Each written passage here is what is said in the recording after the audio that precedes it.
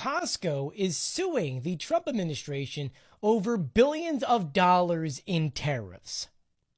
That's right. Costco filed a court with the International Trade, arguing that every tariff collected under the International Emergency Economic Powers Act is unlawful, with their own lawyers saying that, well, the president doesn't have the authority to impose these kinds of tariff/interest, and therefore the entire tariff program should be wiped out and everyone get their money back. This comes as the Supreme Court is already hearing this case and trying to figure out whether or not what Trump is doing is legal, which is something that they actually mentioned the first time this was brought up in the Supreme Court, saying, hey, is this even something that you have the power to do?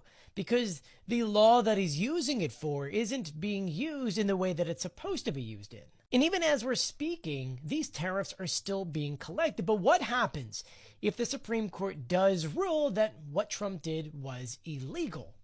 Does that money come back? Technically speaking, if the Supreme Court does rule that what he's doing here is not right, that's really not like a, hey, refund everyone's money kind of thing. They could say, hey, what you're doing is wrong, and moving forward, you're not doing that anymore.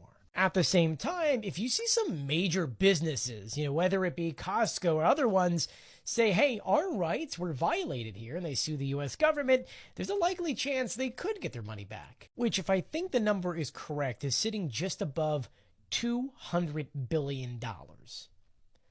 That's kind of crazy. But it also begs the question, if these people get their money back, are you going to see any of that? Probably not. I'm sure these corporations will probably take the money and still keep the prices the same as they are. I mean, we saw that after the pandemic, so you know what I mean? But let me know what you think about this in the comment section below. I'll be sure to keep you updated on this, so please do share my videos and follow me for more.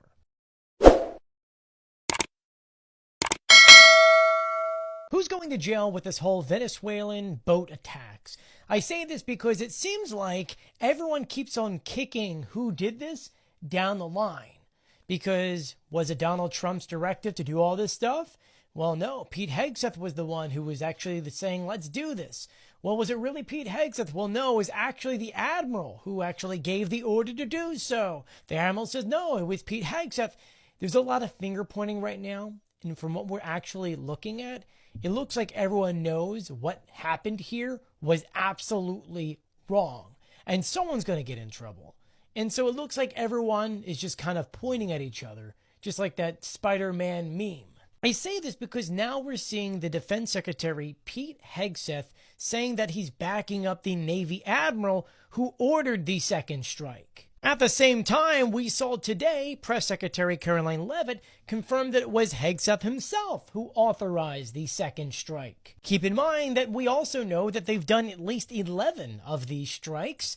Did Pete Hegseth approve all of them? Did he give certain direction for all of them? Is he truly carrying out what Donald Trump is saying? These are really good questions, and these are all the questions they're going to ask when an investigation will open up, because this is something that will happen. But right now, it just seems like there's a lot of finger pointing, knowing that someone is going to get in trouble for this. But who do you blame? Let me know what you think in the comment section below. I'll be sure to keep you updated, so please do share my videos and follow me for more.